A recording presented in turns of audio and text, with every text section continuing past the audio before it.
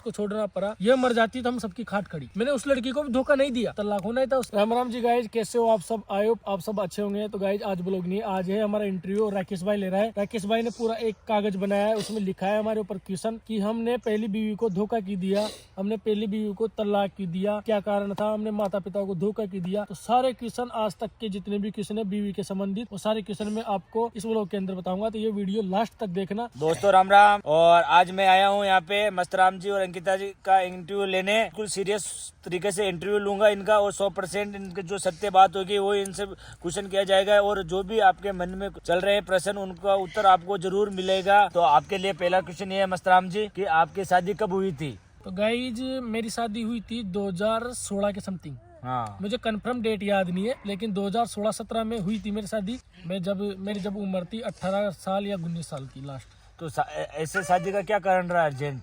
Guys urgent शादी का ये कारण था कि मेरी सिस्टर की उम्र उस टाइम पे 17 साल थी, मेरी 19 साल थी। तो अपने गांव में क्या होता है, और मैं गुजर समाज से हूँ, तो गुजर समाज में क्या होता है कि बालिक हो बच्चा या नाबालिग हो, उसकी शादी बचपन में तय हो जाती है। तो मेरा क्या हुआ कि मेरी सिस्टर की सगाई के लिए गया था मेरे पिताजी, लेकिन मेरी सगाई हो गई। उस टाइम पे मैं नर्सिंग कर रहा था, मेरा फर्स्ट ईयर चल रहा था। तो मैं शादी के लिए तो वैसे भी केपेबल नहीं था। पिताजी को मैंने बोला कि मैं शादी के लिए केपेबल नहीं हूँ। तो पापा बोला यार फिर बाद में छोरिया मिलनी को यार, आपने गुजरा बड़ी छोरिया की तंगाई है, फिर बाद में आटा साटा सिस्टम हो जाओ लो, भेड़ देनी पड़ेगा और उसकी भेड़ लेना पड़ेगा। तो मेरे पिताजी ने भाई तेरे को ऐसे लड़की मिल रही है तो कर ले शादी। सही है। तो मैंने मना कर दिया। मैंने लड़की देखी भी नहीं थी भाई, कैसी लड़की थी कैसी कुछ मुझे पता ही नहीं था। तो बस वही था, उस टाइम पे समझता नहीं था इतना, पढ़ाई का प्रेशर था। तो मैंने सोचा यार अब पिताजी नहीं मान रहे थे तो कर लेते शादी। जैसे मैं शादी करने गया तो मैंने लड़की को देखा, शादी के दिन ही देखा, वरमाला डाला था। लड़की का चरित्र सब कुछ मेरे को पता नहीं कैसा है, बहुत अच्छा होगा सब ठीक है, सब कुछ अच्छा होगा, लेकिन लड़की को मैंने देखा तो मेरे को नहीं पसंद आई, क्योंकि मैं इसके रिलेशन में था पहले से। 2 साल पहले से हम दोनों रिलेशन में थे। तो इसका मतलब आपका 2013-14 से अफेयर है? मेरा अफेयर है कम से कम 2015 से, और हमारी शादी हुई थी 2017 की समथिंग। तो दोस्तों मेरा दूसरा सवाल अंकिता जी से है, भाई अंकिता जी और मस्तराम का अफेयर कब से चालू है? तो गाइज मैं आपको बता देना चाहती हूँ, जब मैंने 10th पास की थी 2015 में, तब से मतलब मस्तराम जी मेरे को लाइक करते थे। 1-2 बार मिले तो इन्होंने मेरे को बोला कि तू मेरे को बहुत अच्छी लगती है, मैं तेरे से प्यार करता हूँ, किसी भी लड़की से शादी नहीं करूँगा, ये वो जितनी भी बातें आप समझ सकते हो लड़के करते हैं वो सब इन्होंने की। इसमें तो मैंने मना कर दिया, मैंने कि नहीं आपसे नहीं, मैं किसी से भी बात करना नहीं चाहती, क्योंकि मैं पढ़ाई में काफ़ी अच्छी खासी मतलब पढ़ने में थी, और मेरा माइंड मतलब पढ़ाई पे था उस टाइम पे। तो बिल्कुल भी ऐसा कुछ था ही नहीं कि मैं किसी से बात कर। हाँ उस टाइम पे मैं 16 साल की थी। फिर गाइस जैसे मैंने 12th पास की तो फिर से ये मेरे को मिले, और इन्होंने मेरे को कांग्रेस बोला और बहुत सारी बातें हुई। फिर ये बोले कि नहीं मैं तो तुझे ही लाइक करता हूँ और मैं तेरे से मैं बताता हूँ गाइस इसके बारे में। मैं बताता हूँ कि अंकिता का मेरा अफेयर चल रहा है कम से भी कम मेरी शादी के 1 साल पहले का, 2015 से। हाँ तो मैंने इसको बोला था कि मैं तेरे से बात करना चाहता हूँ, तो मैंने नंबर भी दिए थे इसको।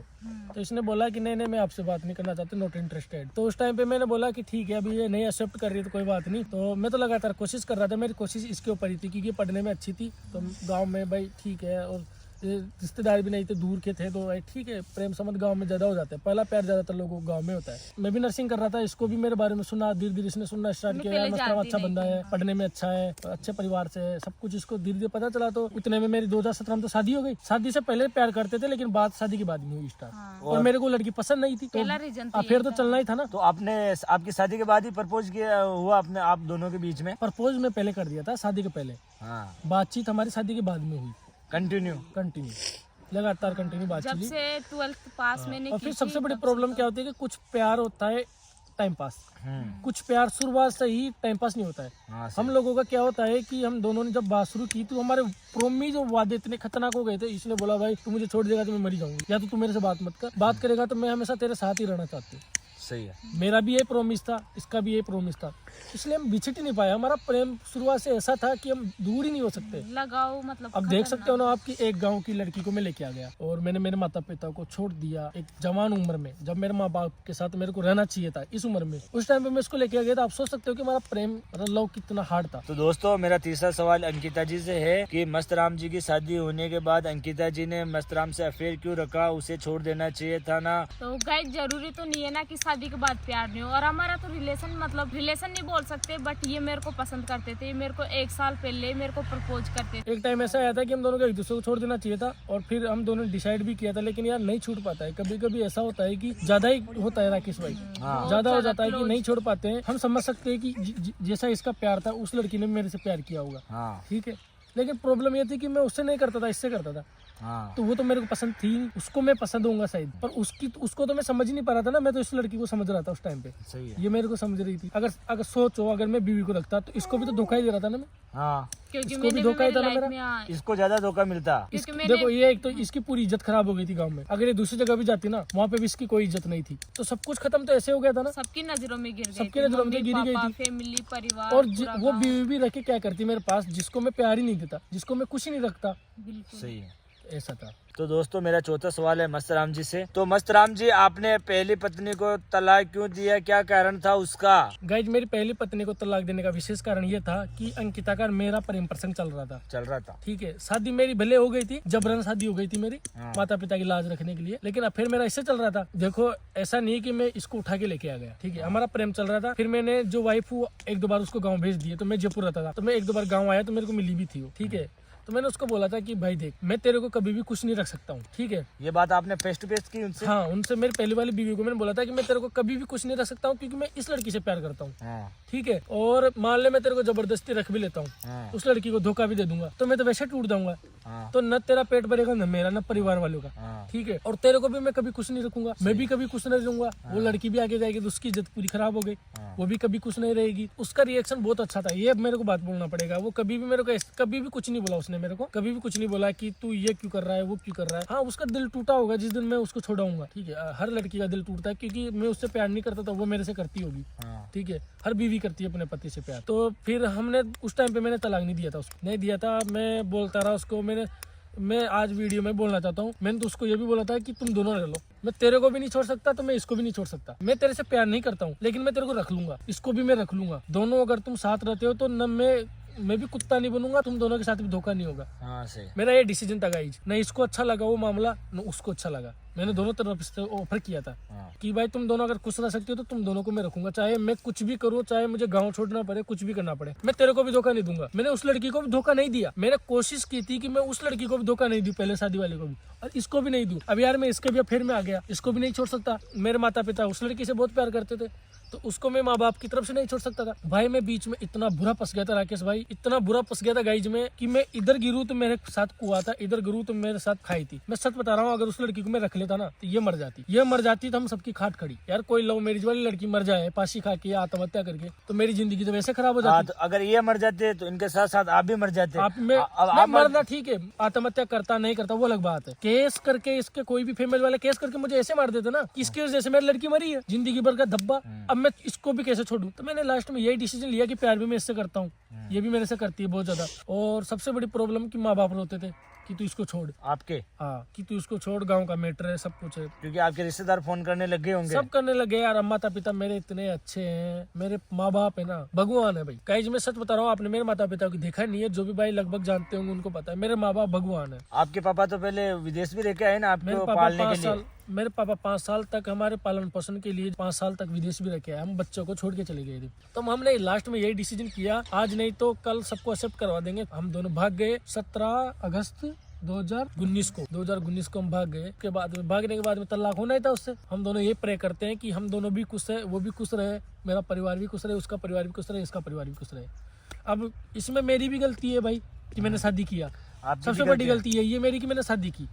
ये काम भी मैंने गलत किया कि गांव की लड़की को लेके आया। गांव की लड़की को लेके आना भी कोई छोटी मोटी बात नहीं होती, लेकिन कहते ना यार देख, जवानी जोश वाली होती है, समझते नहीं थे, ज्यादा सोचते नहीं थे। और सबसे बड़ी बात ये है कि हम प्यार करते थे भाई। और अब तो यही प्रे करते हैं कि जो भी हुआ ठीक है, गलत हुआ सही हुआ हमको नहीं पता, ये तो ऊपर वाले को पता है, ठीक है। अब हम ये चाहते हैं कि हमारी लाइफ भी अच्छे से कटे, सब लोगों की लाइफ भी अच्छे से कटे, और कोई भी एक दूसरे के ऊपर ब्लेम ना करे। तो गाइस लास्ट में यही डिसीजन किया कि हम दोनों साथ रहे, उसको छोड़ना पड़ा। तो अब मान सकता हूँ मेरी गलती है, लेकिन यही है कि प्यार यही था। और माँ बाप से प्यार है तो पहला प्यार माँ बाप, दूसरा प्यार ही है। तो माँ बाप को भी करेंगे, कुछ ना कुछ तो करना पड़ेगा। मेरे हाथ में हमेशा कुआर खाई रहती है। मैं इधर पढ़ता हूँ तो कुआं मिलता है, इधर पढ़ता हूँ तो खाई रहती है हमेशा। अब मैं माँ बाप से अगर बात करने लग जाऊँ, गाँव में जानने लग जाऊँ, तो इसके घर वाले वापस टॉर्चर करने लग जाएंगे, इसके परिवार वाले, समाज वाले, कि गाँव आ गया लव मैरिज करके साला, तो मैं घर वालों से भी बात नहीं कर सकता। लेकिन वही है, वही वापस डिसीजन करना पड़ेगा मुझे। जैसे मैंने बीवी को छोड़ के पत्नी लव मैरिज किया, तो मुझे भी कुछ ना कुछ डिसाइड करके माँ बापों को तो प्राप्त करना पड़ेगा। आज नहीं तो कल, कल नहीं तो परसों, चाहे तलवारें चले जाए, घंटे से चले जाए, तलवारें वलवारें नहीं है। तो मेरी बात सुनो, जैसे इनके भी मन में आती होगी मम्मी पापा की, अरे मैं तो प्रेम से समझौता ऐसा करो ना, जो कैसे आप करें? दोनों ही मतलब अपने मम्मी पापा के देखो, पास चले जिसने जाए। पैदा किया है ना, उनके लिए तो हम ही गलत है। हम कुत्ते हैं, माँ बाप कभी भी गलत नहीं हो सकते। न इसके माँ बाप गलत है, न मेरे माँ बाप गलत है। इसके माँ बाप भी महान है और मेरे माँ बाप भी महान है। लेकिन महाभारत में भी आपने देखा होगा शकुनी, मामा सुकुनी, मामा शकुनी, रामायण में भी देखा होगा, हर जगह आप देखे होंगे। ऐसे लोग माँ बाप के साथ में रहते हैं। वो लोग ये चाहते हैं कि ये कभी एक हो ही नहीं। मेरे माँ बाप की गलती नहीं है, कुछ शकुनी है, माँ बहन उनकी गालियाँ, इसको माँ बाप का प्यार में दे रहा हूँ। ठीक है, मैंने मेरे माँ बाप को छोड़ दिया, सब कुछ कर दिया इसके प्यार के लिए, तो इसकी खुशी हूँ मैं। जब तक जीऊंगा तब तक इसको किसी की कोई प्रॉब्लम नहीं होगी, सबसे पहली बात ये। और करेंगे कोशिश भाई, सब कुछ अच्छा हो जाएगा। ठीक है गाइस, एक छोटी सी प्रॉब्लम हो गई। राकेश भाई को सेठ जी का फोन आ गया, तो वो अंदर गया किसी काम से, तो अभी इंटरव्यू लेने वाला कोई है ही नहीं। तो अंकिता जी को मैंने कागज दे दिया, क्योंकि आपके कमेंटों के अनुसार हमने क्वेश्चन बनाए थे गाइज, उनके हम जवाब दे रहे हैं। तो अब नेक्स्ट क्वेश्चन अंकिता जी पूछेगी क्या है। तो गाइज मेरा क्वेश्चन ये है कि कुछ कमेंट आ रही थी कि मस्तराम जी, जब आपने पहली बीवी को छोड़ दिया तो आपका क्या भरोसा करे कि आप अंकिता को नहीं छोड़े। तो हो सकता है गाइज कहीं मेरे को भी छोड़ दे, तो इनके मुँह से सुनेंगे कि इनका क्या विचार है मेरे बारे में। सबसे बड़ी बात यह है कि उसको छोड़ने का एक कारण हो गया था, एक कुआ एक खाई। इसको छोड़ने का कोई कारण नहीं है, ऐसा कोई ऑप्शन आएगा ही नहीं बीच में कि इसको मैं छोड़ दूं। और गाइज अगर मैं इसको छोड़ता है तो लाता ही नहीं इसको, तो मैं उस जगह पे से शेर के मुंह में से निकाल के लाया था इसको। तो मैं शेर का मुकाबला तो समझ रहे हो, गाँव के गाँव में मैंने शादी की है, तो गाँव के गाँव में शादी करना तो नामुमकिन ही नहीं, सब कुछ ही है, मतलब खतरनाक डेंजर जोन था वो। तो मैंने माँ बापों को छोड़ दिया, गाँव को छोड़ दिया, तो अब इसको छोड़ के मेरा कोई नहीं है यार, मेरा कौन है। इसको मैं छोड़ दूंगा तो मुझे तो कोई खाना देने वाला भी नहीं है। आपको लगता है कि मैं आपको छोड़ सकता हूँ?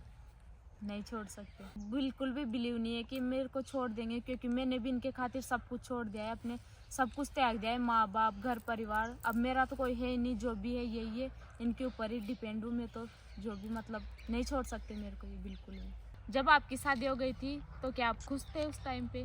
आपको क्या लगता है? मेरे को लगता है आप खुश होंगे। जब शादी थी तब कुछ था भाई, डीजे पे नाच रहा था, घोड़े पे बैठ रहा था, बड़ा दाना पूड़ी खा रहा था, बंदोरा खा रहा था। और क्यों थे अंदर, शादी होती है तो सभी खुश रहते हैं।